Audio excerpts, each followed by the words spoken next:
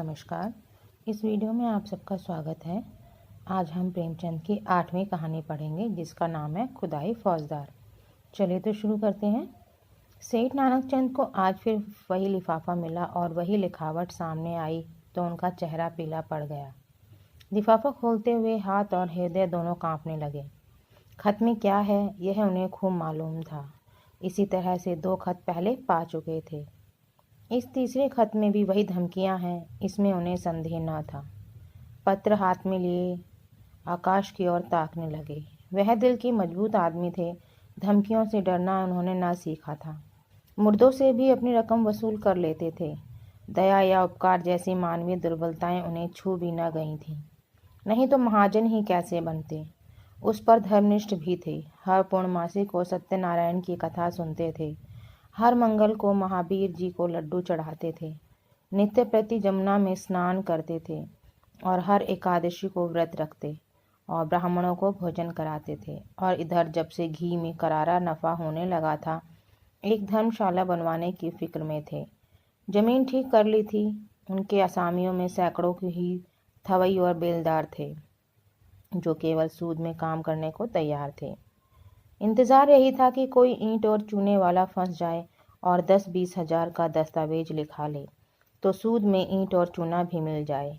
इस धर्मनिष्ठा ने उनकी आत्मा को और भी शक्ति प्रदान कर दी थी।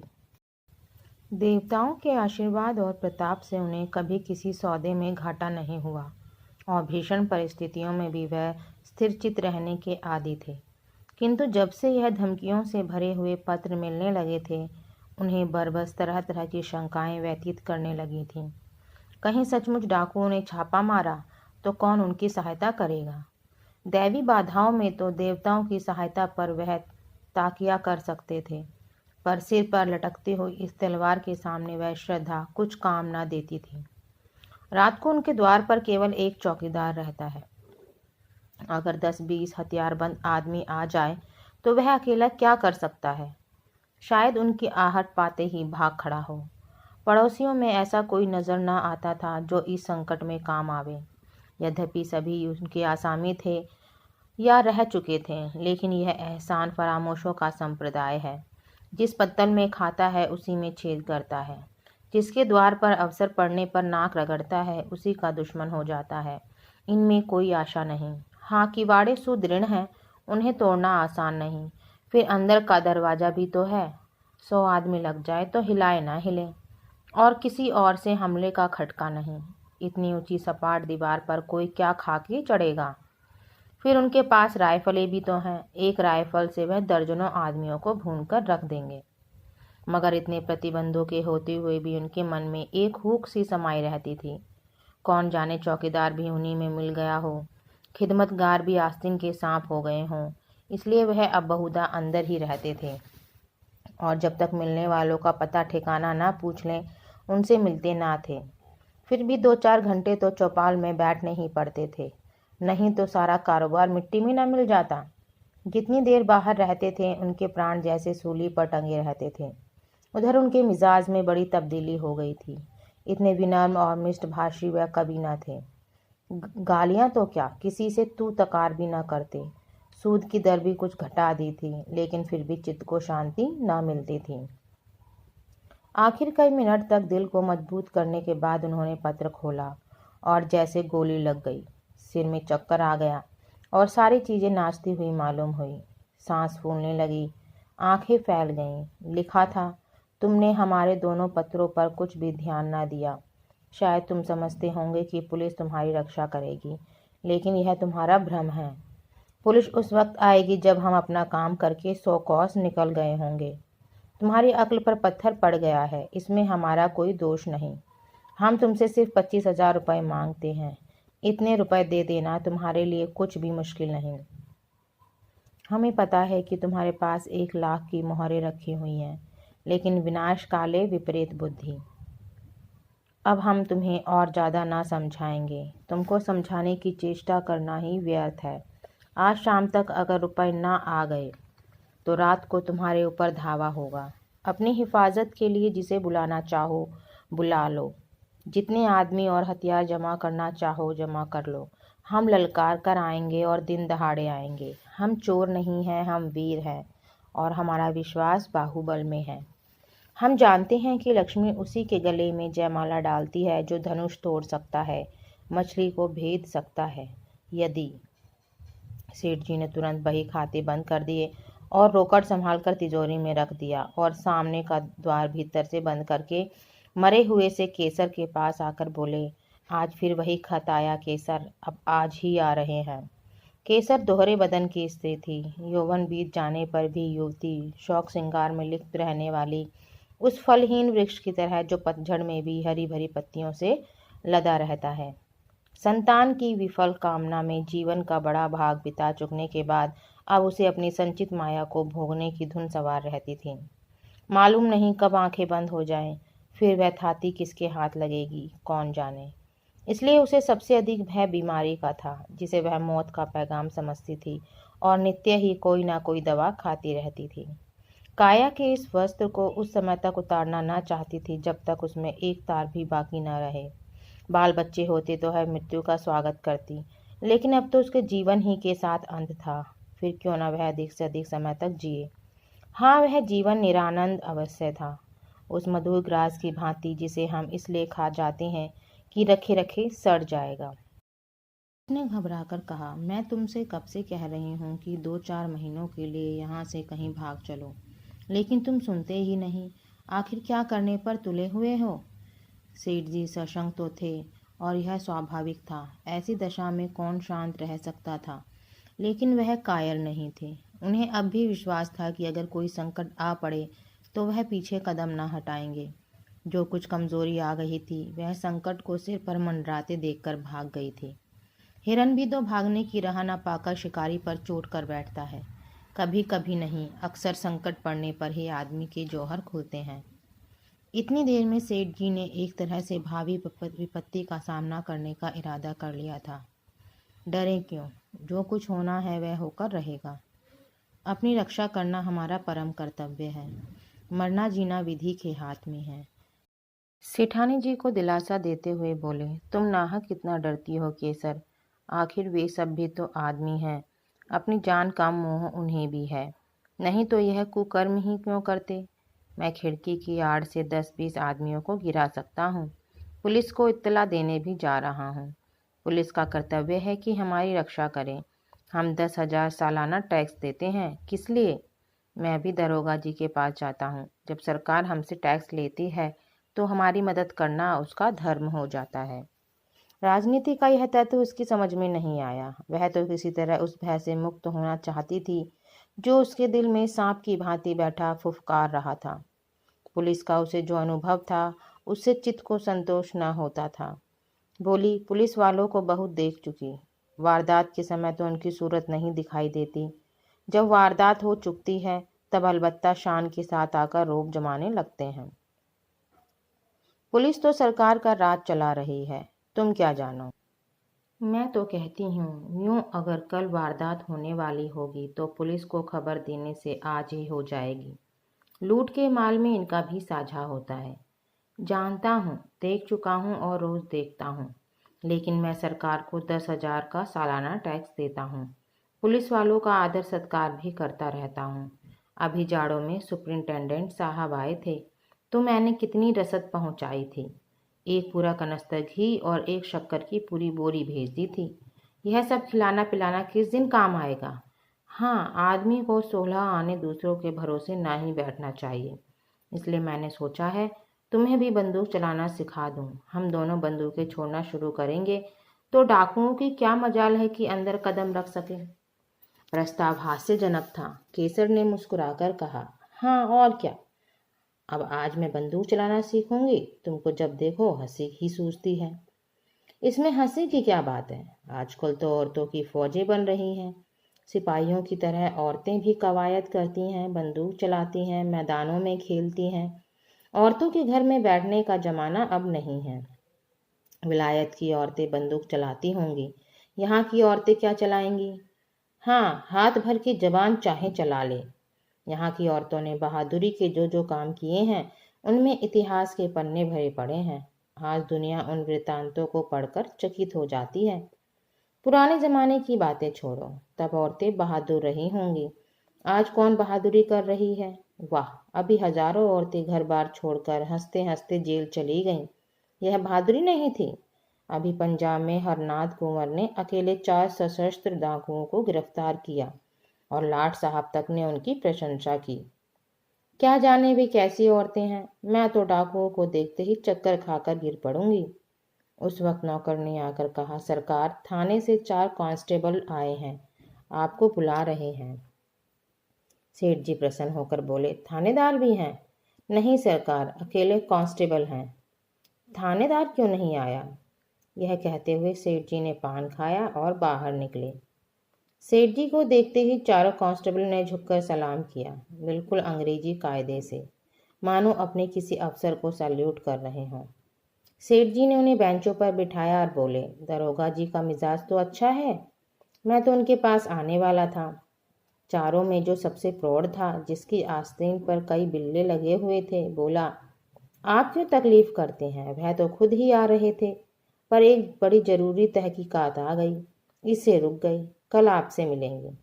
जब से यहाँ डाकुओं की खबरें आई हैं, बेचारे बहुत घबराए हुए हैं। आपकी तरफ हमेशा ध्यान रहता है उनका। कई बार कह चुके हैं कि मुझे सबसे ज़्यादा फिक्र सेठ जी की है। गुमनाम खत तो आपके पास भी आए होंगे। सेठ जी ने लापरवाही दिखाकर कहा, अच्छी अच्छी चिट्ठियां आती ही रहती हैं, इनकी कौन परवाह करता है। मेरे पास तो 2-3 खत आ चुके हैं, मैंने किसी से जिक्र भी नहीं किया। कांस्टेबल हंसा, दरोगा जी को खबर मिली थी? सच? हाँ साहब, रत्ती रत्ती खबर मिलती रहती है। यहाँ तक मालूम हुआ है कि कल आपके मकान पर उनका धावा होने वाला है।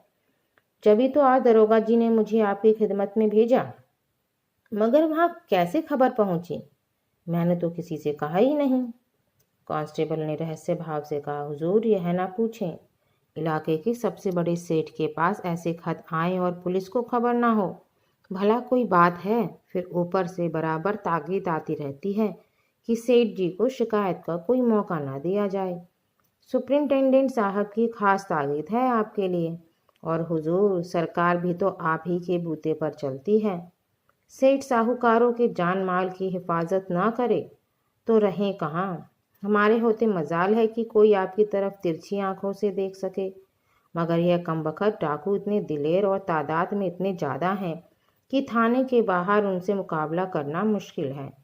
दरोगा जी गारद मांगने की बात सोच रहे थे, मगर ये हत्यारे कहीं एक जगह तो रहते नहीं। आज यहाँ तो कल यहाँ से 200 कोस पर। गारद मंगाकर ही क्या किया जाए? इलाके की रियाया की तो हमें ज़्यादा फिक्र नहीं। हुजूर मालिक हैं, आपसे क्या छिपाएं। किसके पास उन्होंने इस भाव से कहा, मानो दरोगा जी ने उन पर कोई विशेष कृपा नहीं की है। वह तो उनको कर्तव्य ही था। मैंने यहाँ ऐसा प्रबंध किया था कि यहाँ वह सब आते तो उनके दांत खट्टे कर दिए जाते। सारा कस्बा मदद के लिए तैयार था। सभी से तो अपना मित्र भाव है, लेकिन दरोगा जी की तजवीज़ मुझे पसंद है। इससे वह भी अपनी जिम्मेदारी से बरी हो जाते हैं और मेरे सिर से भी फिक्र का बोझ उतर जाता है। लेकिन भीतर से चीज़ें बाहर निकाल निकाल कर लाना मेरे बूते की बात नहीं। आप लोगों की दुआ से नौकर चाकरों की तो कमी नहीं है, मगर किसकी नीयत कैसी है कौन जान सकता है। आप लोग कुछ मदद करें तो काम आसान हो जाए। हेड कांस्टेबल ने बड़ी खुशी से यह सेवा स्वीकार कर ली और बोला, हम सब हुजूर के ताबेदार हैं, इसमें मदद की कौन सी बात है। तलब सरकार से पाते हैं, यह ठीक है, मगर देने वाले तो आप ही हैं। आप केवल सामान हमें दिखाए जाएं, हम बात की बात में सारी चीज़ें निकाल लाएंगे। हुजूर की खिदमत करेंगे तो कुछ इनाम इकराम मिलेगा ही, तनख्वाह में गुजर नहीं होता सेठ जी। आप लोगों की रकम की निगाह ना हो तो एक दिन भी निभाना ना हो, बाल बच्चे भूखों मर जाएं। 15-20 रुपए में क्या होता है हुजूर, इतना तो हमारे लिए ही पूरा नहीं पड़ता। सेठ जी ने अंदर जाकर केसर से यह समाचार कहा तो उसे जैसे आंखें मिल गई। बोली, भगवान ने सहायता की, नहीं मेरे प्राण संकट में पड़े हुए थे। सेठ जी ने सर्वज्ञता के भाव से फरमाया, इसी को कहते हैं सरकार का इंतजाम। इसी मुस्तैदी के बल पर सरकार का राज थमा हुआ है। कैसी वह सुव्यवस्था है कि जरा सी कोई बात हो वहां तक खबर पहुंच जाती है और तुरंत उसके रोकथाम का हुक्म हो जाता है। और यहाँ वाले ऐसे बुद्धू हैं कि स्वराज्य स्वराज्य चिल्ला रहे हैं। इनके हाथ में अख्तियार आ जाए तो दिन दोपहर लूट मच जाए, कोई किसी के ना सुने। ऊपर से ताकीद आई है, हाकिमों का आदर सत्कार कभी निष्फल नहीं जाता। मैं तो सोचता हूँ कोई बहुमूल्य वस्तु घर में ना छोड़ूं, आए तो अपना समूह लेकर रह जाएं। केसर ने मन ही मन प्रसन्न होकर कहा, कुंजी उनके सामने फेंक देना कि जो चीज चाहो निकाल ले जाओ। एकदम झेप जाएंगे, मुंह में कालिख लग जाएगी। घमंड तो देखो कि तिथि तक बता दी। यह नहीं समझे कि अंग्रेजी सरकार का राज है, तुम डाल डाल चलो तो वह पात पात चलते हैं। समझे होंगे कि धमकी में आ जाएंगे। 3 कांस्टेबलों ने आकर संदूकचे और सेफ निकालने शुरू किए। एक बाहर सामान को मोटर पर लाद रहा था और हर एक चीज को नोटबुक पर टाँकता जाता था। आभूषण, मोहरे, नोट, रुपए, कीमती कपड़े, साड़ियाँ, लहंगे, शाल, दुशाले सब कार में रख दिए। मामूली बर्तन, लोहे लकड़ी के सामान, फर्श आदि के सिवा घर में और कुछ ना बचा, और डाकुओं के लिए चीजें कौड़ी की ही भी नहीं। केसर का सिंगारदान खुद सेठ जी लाए और हेड के हाथ में देकर बोले, इसे बड़ी हिफाजत से रखना भाई। हेड ने सिंगारदान लेकर कहा, मेरे लिए एक एक तिनका इतना ही कीमती है। सेठ जी के मन में एक संदेह उठा। पूछा, खजाने की कुंजी तो मेरे ही पास रहेगी। और क्या, यह तो मैं पहले ही अर्ज कर चुका हूँ, मगर यह सवाल आपके दिल में क्यों पैदा हुआ? यूं ही पूछा था। सेठ जी लज्जित हो गए। नहीं, अगर आपके दिल में कुछ सुबह हो तो हम लोग यहाँ भी आपकी खिदमत के लिए हाजिर हैं। हाँ, हम जिम्मेदार ना होंगे। अजी नहीं हेड साहब, मैंने यूं ही पूछ लिया था। यह फिहरिस्त तो मुझे दे दोगे ना? फिहरिस्त आपको थाने में दरोगा जी के दस्तखत से मिलेगी, इसका क्या एतबार? कार पर सारा सामान रख दिया गया। कस्बे के सैकड़ों आदमी तमाशा देख रहे थे। कार बड़ी थी पर ठसाठस भरी हुई थी। बड़ी मुश्किल से सेठ जी के लिए यह निकली। चारों कांस्टेबल आगे की सीट पर सिमट कर बैठे। कार चली। केसर द्वार पर इस तरह खड़ी थी मानो उसकी बेटी विदा हो रही हो। बेटी ससुराल जा रही है, जहां वह मालकिन बनेगी, लेकिन उसका घर सूना किए जा रही है। थाना यहाँ से 5 मील पर था। कस्बे से बाहर निकलते ही पहाड़ों का पथरीला सन्नाटा था, जिसके दामन में हरा भरा मैदान था, और उसी मैदान के बीच में लाल मोरम की सड़क चक्कर खाती हुई लाल सांप जैसी निकल गई थी। हेड जी ने सेठ जी से पूछा, यह कहाँ तक सही है सेठ जी कि आज से 25 साल पहले आपके बाप केवल लोटा डोर लेकर यहाँ खाली हाथ आए थे? सेठ जी ने गर्व करते हुए कहा, बिल्कुल सही है। मेरे पास कुल 3 रुपए थे, उसी से आटे दाल की दुकान खोली थी। तकदीर का खेल है, भगवान की दया चाहिए। आदमी के बनते बिगड़ते देर नहीं लगती, लेकिन मैंने कभी पैसों को दांतों से नहीं पकड़ा। यथाशक्ति धर्म का पालन करता गया। धन की शोभा धर्म ही से है, नहीं तो धन से कोई फायदा नहीं। हाँ, बिल्कुल ठीक कहते हैं सेठ जी, आपकी मूर्त बनाकर पूजना चाहिए। 3 रुपए से लाख कमा लेना मामूली काम नहीं है। आधी रात तक सिर उठाने की फुर्सत नहीं मिलती खान साहब। आपको तो यह सब कारोबार जंजाल सा लगता होगा। जंजाल तो है ही, मगर भगवान की ऐसी माया है कि आदमी सब कुछ समझकर भी इसमें फंस जाता है और सारी उम्र फंसा रहता है। मौत आ जाती है तभी छुट्टी मिलती है, बस यही अभिलाषा है कि कुछ यादगार छोड़ जाऊं। आप ही कोई औलाद हुई ही नहीं। भाग्य में न थी खान साहब, और क्या कहूँ। जिनके घर में भूनी भांग नहीं, उनके यहाँ घास फूस की तरह बच्चे ही बच्चे देख लो। जिन्हें भगवान ने खाने को दिया है वे संतान का मुंह देखने को तरसते हैं। आप बिल्कुल ठीक कहते हैं सेठ जी, जिंदगी का मजा संतान से है। जिसके आगे अंधेरा है उसके लिए धन दौलत किस काम का। ईश्वर की यही इच्छा है तो आदमी क्या करे। मेरा बस चलता तो माया जाल से निकल भागता खां साहब। एक क्षण भर यहाँ ना रहता, कहीं तीर्थ स्थान में बैठकर भगवान का भजन करता। मगर क्या रू क्या, माया जाल तोड़े नहीं टूटता। एक बार दिल मजबूत करके तोड़ क्यों नहीं देते। सब उठाकर गरीबों को बांट दीजिए। साधु संतों को नहीं, न मोटे ब्राह्मणों को, बल्कि उनको जिनके लिए जिंदगी बोझ हो रही है, जिसकी यह एक आरजू है कि मौत आकर उनकी विपत्ति का अंत कर दे। इस मायाजाल को तोड़ना आदमी का काम नहीं है खां साहब। भगवान की इच्छा होती है तभी मन में वैराग्य आता है। आज भगवान ने आपके ऊपर दया की है। हम इस माया जाल को मकड़ी के जाले की तरह तोड़कर आपको आजाद करने के लिए भेजे गए हैं। भगवान आपकी भक्ति से प्रसन्न हो गए हैं और आपको इस बंधन में नहीं रखना चाहते, जीवन मुक्त कर देना चाहते हैं। ऐसी भगवान की दया हो जाती तो क्या पूछना कहाँ साहब। भगवान की ऐसी ही दया है सेठ जी, विश्वास मानिए। हमें इसलिए इन्होंने मृत्युलोक में तैनात किया है। हम कितने ही माया जाल के कैदियों को बेड़ियां काट चुके हैं, आज आपकी बारी है। सेठ जी की नाड़ियों में जैसे रक्त का प्रवाह बंद हो गया। सहमी हुई आंखों से सिपाहियों को देखा, फिर बोले, आप बड़े हंसोड़ हो खां साहब। हमारे जीवन का सिद्धांत है कि किसी को कष्ट मत दो, लेकिन ये रुपए वाले कुछ ऐसी आंधी खोपड़ी के लोग हैं कि उनका उद्धार करने आता है उसी के दुश्मन हो जाते हैं। हम आपकी बेड़ियां काटने आए हैं, लेकिन अगर आपसे कहें कि यह सब जमा जत्था और लता पता छोड़कर घर की राह लीजिए तो आप चीखना चिल्लाना शुरू कर देंगे। हम लोग वही खुदाई फौजदार हैं जिनके इत्तलाई खत आपके पास पहुंच चुके हैं। सेठ जी मानो आकाश से पाताल में गिर पड़े। सारी ज्ञानेंद्रियों ने जवाब दे दिया और इसी मूर्छा की दशा में वह मोटर कार से नीचे ढकेल दिए गए और गाड़ी चल पड़ी। सेठ जी की चेष्टा जाग पड़ी। बदहवास गाड़ी के पीछे दौड़े। हुजूर सरकार तबाह हो जाएंगे, दया कीजिए, घर में एक कौड़ी भी नहीं है। हेड साहब ने खिड़की से बाहर हाथ निकाला, 3 रुपए जमीन पर फेंक दिए। मोटर की चाल तेज हो गई। सेठ जी सिर पकड़कर बैठ गए और विक्षिप्त नेत्रों से मोटर कार को देखा, जैसे कोई शव स्वर्गारोही प्राण को देखे। उनके जीवन का स्वप्न उड़ा चला जा रहा था। तो दोस्तों, आप सबको ये कहानी कैसी लगी कमेंट बॉक्स में ज़रूर लिखना। अगर अच्छी लगी है आप सबको तो लाइक और शेयर ज़रूर करना। धन्यवाद।